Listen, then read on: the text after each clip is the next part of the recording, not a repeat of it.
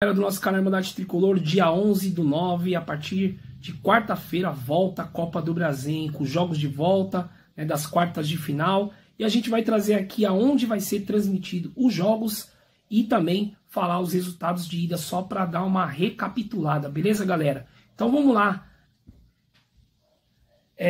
Quarta-feira, hein, galera? Vamos lá. O Vasco venceu o Atlético Paranaense no primeiro jogo por 2-1 em São Januário. E agora, dia 11/9, na quarta-feira, às 21h30, joga na Liga Arena. E joga pelo empate, né, galera? O jogo vai ser transmitido na Prime Video, tá? É o único canal aí que vai ser transmitido o jogo entre Atlético Paranaense e Vasco. O Vasco precisa de um empate para se classificar. E o Atlético Paranaense precisa de um gol de diferença para levar a decisão para os pênaltis, ou de 2 gols de diferença para se classificar no tempo normal. Agora, o próximo jogo, dia 11/9, também às 21 horas, na Neoquímica Arena, tem Corinthians e Juventude. Lembrando que o Corinthians perdeu o primeiro jogo por 2-1 para o Juventude na Alfredo Jaconi, e precisa pelo menos de um gol de diferença, né, para levar para os pênaltis, e 2 gols de diferença para avançar no tempo normal. Então é isso, galera. E o jogo vai ter transmissão aí do Sport TV e do Premier. Beleza? Esses 2 jogos na quarta-feira. Lembrando que o jogo da TV aberta não vai ser na quarta-feira, tá, galera? O jogo da TV aberta vai ser Atlético Mineiro e São Paulo, beleza? No dia 12/9, às 21h45, né? Tendo um acréscimo de 15 minutos a mais. O jogo vai ser ou na Arena MRV ou no Mineirão, galera. Ainda tá tendo essa dúvida, já que a Arena MRV tá passando aí por troca de gramado. Tá precisando mesmo, hein? O gramado lá tá bem ruim. E o jogo da TV, hein, galera? Vai ser o jogo da TV aberta aí, Atlético Mineiro e São Paulo, Globo TV aberta, Sport TV, Premiere e Prime Video. Esse jogo vai ser transmitido. Lembrando que o São Paulo perdeu o primeiro jogo por 1-0 e agora precisa de vencer, né? De uma vitória por 1 gol de diferença ou de 2 gols de diferença para avançar no tempo normal. E o próximo jogo também no dia 12/9, né, na quinta-feira, às 21h45 no Maracanã, tem Flamengo e Bahia, né? O Flamengo venceu o primeiro jogo na Arena Fonte Nova por 1-0 e agora joga pelo empate diante do seu torcedor. O Bahia vai precisar de uma vitória ou de um gol de diferença para levar para os pênaltis, ou de 2 gols de diferença para avançar no tempo normal dentro do Maracanã. O jogo terá transmissão da TV Globo aberta do Rio de Janeiro, né? Do Sport TV, do Premier e da Prime Video, tá, galera? Então, os jogos que terão transmissão da TV aberta serão os jogos de quinta-feira, não os de quarta, como a gente está acostumado. Beleza? Tamo junto, é nóis. Valeu, galera. Sobre a Copa do Brasil, que volta aí na quarta-feira, né? Tem Atlético Paranaense e Vasco na Liga Arena, tem Corinthians e Juventude na Neoquímica Arena, e na quinta, Atlético Mineiro e São Paulo, ou na Arena MRV ou no Mineirão, e também na quinta-feira, às 21h45, tem Flamengo e Bahia. E aí, Carlos, vamos começar aí pelo jogo do Atlético Paranaense e Vasco, né? Jogo na Liga Arena, né? Na quarta-feira. O que esperar desse jogo, né? O Vasco venceu por 2-1 o primeiro jogo, o Vasco que vem numa sequência bem bacana, né? Venceu o Atlético Goianiense, venceu o Vitória no Campeonato Brasileiro, 24 vitórias seguidas, tá ali em 8º colocado no Campeonato Brasileiro, e agora enfrenta o Atlético Paranaense, que não faz uma boa temporada, né? Não faz aquela temporada dos últimos anos, né? Um time que sempre chega aí nas finais das Copas, mas está tendo muita dificuldade nesse ano, né? Muita gente foi embora, muitos meninos novos chegando. O que você acha desse confronto e quem passa para você? Cara, confronto em aberto, né? O Vasco ganhou o primeiro de 2-1 em São Januário, agora tem a volta no campo do Atlético Paranaense, com certeza vai estar lotado. A torcida pode fazer a diferença, jogar lá é muito difícil. O Atlético não vive uma boa temporada, como você disse, né? Não chega nem perto dos últimos Atléticos aí que a gente viu, finalista de Libertadores, campeão de Sul-Americana, Copa do Brasil, tudo mais. Mas, assim, cara, tá com muita cara de pênalti esse jogo, de que o Atlético pode vencer pelo placar mínimo que precisa, 1-0, 2-1, 3-2, e o jogo pode ir para os pênaltis. E aí no pênalti, cara, aí vai de quem tiver melhor preparado mentalmente, né? Mas acho que o Atlético vence no tempo normal, e aí nos pênaltis, aí sei lá, talvez o Vasco vença, porque tem o Léo Jardim no gol, que é um baita goleiro, né? E pode fazer a diferença. O Vasco que surpreendeu, vem surpreendendo, né? A gente achou que o Vasco ia brigar para não cair. Esse foi o começo do Vasco no Campeonato Brasileiro, mas aí demitiu o Ramon Dias e após a chegada do novo técnico, né? O Vasco deu uma bela recuperada, já mira até G6, né, no Campeonato Brasileiro, trouxe o Coutinho, trouxe outros jogadores, tem o Payet, ainda lá tem o Vegete, então é um time que não tem um coletivo muito forte, mas tem um individual bem interessante. Então, acredito que o Vasco vai se classificar, mas nos pênaltis. Boa, boa. Agora vamos falar do próximo confronto. Corinthians e Juventude, dia 11/9, na Neoquímica Arena, às 21 horas. Lembrando que esse jogo vai passar só no Sport TV e na Premier, como eu falei para vocês. Os jogos de quarta-feira não serão da grade de TV aberta, só os jogos de quinta-feira, né? Tanto para o Rio como para São Paulo, né? No caso, Atlético Mineiro e São Paulo e Flamengo e Bahia. Então, os jogos da TV aberta serão os de quinta-feira, já que a seleção joga amanhã contra o Paraguai. E aí, Carlos, o que esperar desse Corinthians e Juventude, né? O Juventude venceu o primeiro jogo, né? O Juventude que vem fazendo uma boa temporada com o Jair Ventura, o Corinthians que está oscilando mais para baixo do que para cima. O Ramon Dias está fazendo aí um trabalho de razoável para ruim, né? Porque o elenco do Corinthians tem muitas limitações, principalmente na questão ofensiva. É o time que tem muita dificuldade para fazer gol e enfrenta esse Juventude com emocional melhor, né, do que o último mês, né, que o Corinthians não vencia ninguém, né, tinha muita dificuldade dentro do campeonato, estava na zona de rebaixamento, ainda está, mas é um Corinthians aí com emocional melhor, né, depois daquela grande atuação contra o Flamengo, onde passou o carro em cima do Flamengo, venceu com autoridade, né, tinha ali alguns momentos que o Corinthians saiu da zona de rebaixamento por alguns momentos, mas o Fluminense bateu o São Paulo e aí o Corinthians acabou voltando. E aí, tem a questão da contratação do Memphis Depay, né, que também aí deixa o torcedor todo oriçado na questão técnica, né, porque é um jogador que pode ajudar muito o Corinthians estando bem fisicamente, né, mas preocupa pela questão financeira. E tem também a questão do Carrilho chegando, o Corinthians tendo mais opções ofensivas e também do meio para frente. E tem o Rodrigo Galo, que pode ser um cara decisivo aí, dando assistências ou fazendo gols de fora da área, e tem o Juventude, que é um time bem competitivo, forte nas bolas paradas, e o Jair Ventura vem fazendo um grande trabalho, lembrando que o Juventude venceu o primeiro jogo por 2-1, o Corinthians fez o gol ali no apagar das luzes, diminuiu o placar, né, com o Gustavo Henrique no finalzinho, e o Juventude venceu o Corinthians no primeiro jogo. O que você espera desse segundo jogo na Neoquímica Arena, Carlos? O Carrilho pode estrear já nessa quarta-feira, ele já está no bid. Eu vou falar primeiro o resultado e depois eu falo o porquê. Para mim, o Corinthians se classifica, o Corinthians passa, o Corinthians vai jogar em casa. A gente sabe que jogar na Neoquímica Arena faz muita diferença, a torcida realmente empurra o Corinthians. A gente só tem que ver como vai ser esse Corinthians contra o Juventude. Se aquela atuação contra o Flamengo foi assim, uma excepcionalidade, ou se o Corinthians vai manter aquele bom futebol novamente contra o Juventude. Mas eu acho que o Corinthians passa. O Corinthians, se fosse o 2-0, eu acreditaria que seria mais difícil, mas é um golzinho só de diferença. Eu acho que o Juventude não vai aguentar a pressão, e o Corinthians vem aí nessa, entre aspas, animação, né, de ter vencido bem o Flamengo.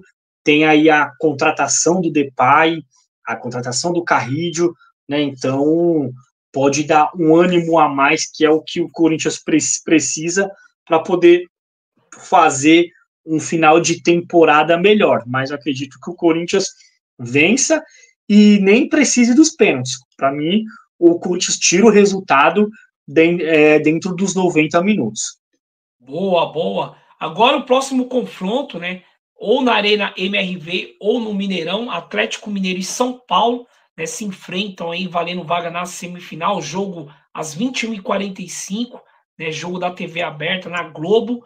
E aí, Carlos, o que esperar do Atlético Mineiro e São Paulo? O Atlético Mineiro venceu o primeiro jogo, tirando aí o ritmo do São Paulo no Morumbi, venceu por uma bolinha, né, gol do Batalha ali no finalzinho. O São Paulo que jogou para vencer por 1-0, mas não conseguiu fazer o gol. Né? O Lucas perdeu o gol que não poderia ter perdido. O Max Cubeiras demorou para mexer na equipe, já que o Zubeldia foi expulso no jogo contra o Goiás, colocando o Rodrigo Nestor aos 45 minutos e tirando o Rato, que foi o melhor jogador em campo naquela partida, né? E fez uma das suas melhores partidas com a camisa do São Paulo. E o São Paulo aí com o Lucas na seleção, não sabe como vai vir na questão física. O São Paulo que vem jogando mal nos últimos jogos, né? O torcedor do São Paulo pedindo uma mudança de esquema, né? Pedindo um 4-4-2 com 3 volantes, Lucas pelo meio solto e 2 atacantes, colocando o Luciano como segundo atacante ao lado do Caleri, aonde ele rende mais, e aí vai abrir um pouco mão do jogo pelo lado de campo, né? Com o Wellington Rato ou com o menino da base, né? O atacante da base do São Paulo, né, o William Gomes, e o São Paulo, o torcedor pedindo uma mudança de atitude também na questão física e na questão da pegada do time. E o Atlético Mineiro é aquilo, né? Vai tentar fazer uma partida melhor na questão ofensiva. É um time que também tem grandes jogadores, Paulinho, Hulk, Arana, jogadores tecnicamente que tem nível até para estar na seleção brasileira. O que você espera para esse jogo? O São Paulo vai ter que mudar a postura se quiser passar do Atlético Mineiro, lembrando que o São Paulo vai precisar de um gol de diferença para levar o jogo para os pênaltis e 2 gols de diferença para passar no tempo normal. O que você acha desse confronto entre Atlético Mineiro e São Paulo, quem passa? Bom, a gente sabe que o Atlético Mineiro não vive uma boa fase. Isso é fato, né? O trabalho do Milito muito questionado, né? É um time que no papel tem grandes jogadores, mas dentro de campo não consegue ali fazer boas partidas, não consegue ali se entrosar. O grande X dessa eliminatória é o São Paulo. Como o São Paulo vai entrar em campo? Como eu falo nas outras lives que a gente sempre fala do São Paulo. O São Paulo, ou ele é 8 ou ele é 80. Ou ele joga muito bem, ou ele joga muito mal. Então, depende muito de como o São Paulo vai entrar na quinta-feira em campo. Se o São Paulo entrar querendo jogar bola, o São Paulo tem chance de ganhar e se classificar. Mas se fizer aquele joguinho morno, cria chances, perde chances, o Zubeldia faz escalações duvidosas, faz mudanças duvidosas, aí já era, não vai ter jeito. Então, eu acho que o jogo passa muito mais pelo São Paulo do que pelo Atlético Mineiro. Eu acho que o São Paulo se classifica. Boa, boa. É aquilo, né? Eu vou colocar aqui 2 atenuantes para a gente passar para o próximo jogo. O São Paulo vai ter que mudar sua postura, né? Dos últimos jogos, vai ter que jogar muito mais bola do que vem jogando, né? Aí vai ter 2 variáveis, né? Colocar um time mais físico dentro de campo, aí você pode pensar em colocar o Ferrarese no lugar do Rafinha, né? Um jogador que está aparecendo muito bem na lateral, né? Vem fazendo bons jogos como lateral, né? O Ferrarese está com o jogo contra o Vitória aí também, no jogo contra o Fluminense, entrando muito bem, né? Na lateral direita, é um cara que cobre bem aquele lado e chega muito bem, com muita força, né? Na linha de fundo. Então é um jogador que pode ser uma boa opção, né, para o Zubeldia. Tem a questão também, ou mudar o esquema, ou mudar a postura com a troca de peças, você colocar o William Gomes, o Wellington Rato, Lucas e Caleri, né, fazer um time aí mais ofensivo e que construa melhor, já que o Luciano como meia não rende, né, a gente sabe que como meia ele vem jogando muito mal. Claro, o São Paulo já fez bons jogos nesse esquema no 4-2-4, mas é certo que o acreditar do torcedor do São Paulo, né, vai passar muito por essas 2 questões. A mudança de esquema e a mudança de postura dos jogadores e um time mais físico e competitivo para esse jogo, né? Porque o time do Atlético Mineiro é muito físico também, né? Você tem jogadores aí, o Júnior Alonso, o próprio Saraiva, né? Que são jogadores aí que têm um porte físico muito forte, são jogadores aí que chegando, né? A gente viu no último jogo aí no Morumbi. Então o São Paulo tem que mudar a postura, né? Então vai ter que ir para cima do Atlético Mineiro, buscar o resultado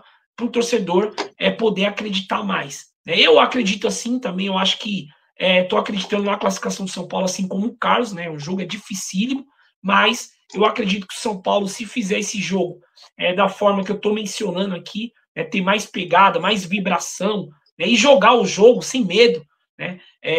Atacar quando tem que atacar e defender quando tem que defender, o São Paulo pode sim sair com a classificação de Minas Gerais. Então vamos aguardar, eu também vou de São Paulo aí como classificado. Agora o último jogo para a gente finalizar aqui, Flamengo e Bahia, né, Carlos? O Flamengo oscilando demais no Campeonato Brasileiro, o Tite sendo muito questionado, tá ganhando mais opções no setor ofensivo, mas é certo que o Flamengo não joga o futebol que a gente espera, né? É um time que toma muito gol na questão do sistema defensivo, né? Um sistema defensivo muito frágil, é uma coisa que o Tite tinha de qualidade nos seus trabalhos, arrumar a defesa, né? E no Flamengo ele não vem mostrando isso, mostrou só apenas ali no começo do Campeonato Carioca, e ofensivamente o time depende muito do individual, coletivamente ainda não funciona como um todo. E o Bahia sendo um time promissor ainda, né?